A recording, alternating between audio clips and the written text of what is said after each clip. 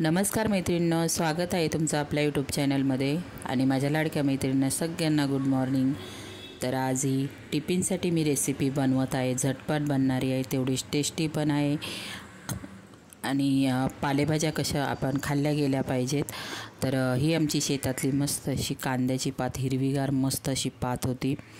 तर चला म्हटलं आज कांद्याची पात बनवूया टिफिनसाठी। तर कांद्याची पात चिरून घेतलेली आहे मी, बारीक मस्त अशी चिरून घेतली। त्यानंतर स्वच्छ धुवून घेतलेली, त्याच्यातलं पूर्ण पाणी आपल्याला पिळून घ्यायचं आहे। बिलकुल पाणी नाही राहिलं पाहिजे, नाहीतर पालेभाज्यांना खूप पाणी सुटतं आणि जास्त प्रमाणात शिजवल्या गेल्या ना त्याच्यातला पूर्ण आपण बोलतो ना काय असेल त्याच्यामधलं पूर्ण निघून पालेभाज्या या पूर्ण म्हणजे खूप अशा शिजवल्या गेल्या नाही पाहिजे, कमी प्रमाणात शिजल्या गेल्या पाहिजे। तर इथे मी तेल टाकून घेतलेलं आहे आणि कांद्याची भाजी बारीक चिरली होती ती मी टाकून घेतलेली आहे। त्यानंतर इथे मी शेंगदाण्याचा कूट वापरलेला आहे। शेंगदाणे मस्त असे खमंग भाजून घ्यायचे, त्यानंतर त्याची साल काढून घ्यायची, साल पूर्ण काढून घ्यायची। आणि चिली फ्लेक्समध्ये मी बनवलेली आहे। हिरव्या मिरचीत पण म्हणजे हिरवी मिरची वापरली, तुम्ही लाल मिरचीत बनवायची नसेल तर तुम्ही हिरव्या मिरचीत पण बनवू शकता। तर इथे मी चिली फ्लेक्स टाकून घेतलेला आहे। चिली फ्लेक्स कधी सकाळच्या टिफिनसाठी सुक्या भाज्या असेल तर बरं पडतं आणि मैत्रिणींनो टेस्ट वेगळी लागते त्याने।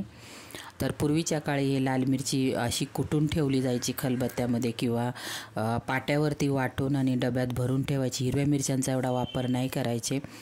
तर आता तेच जुनंच सगळं आलेलं आहे चिली फ्लेक्स। आपण जे गावी पाट्यावरती वाटून लाल मिरची ठेवायची त्यालाच आता चिली फ्लेक्स बोललं जातं।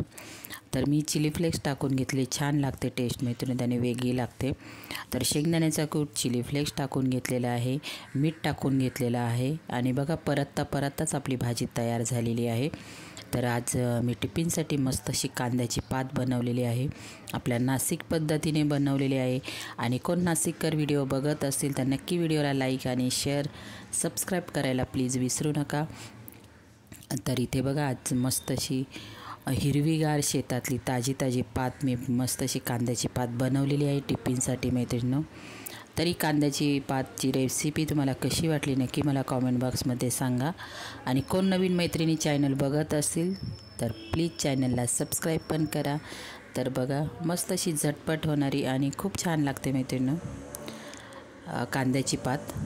तर नक्कीच तुम्ही माझ्या पद्धतीने करून बघा, कसं प्रत्येक भागात वेगवेगळ्या प्रकारे बनवली जाते। तर याला कोणी लसणाची फोडणी दिलं जातं, चण्याची डाळ आणि चण्याची डाळ भिजून याच्यामध्ये टाकतात, कोणी लाल मसाल्यांमध्ये आपण जो मसाला बनवतो त्याच्यामध्येही करतात। तर मैत्रिणींनो कसा वाटला video, like share subscribe, bye.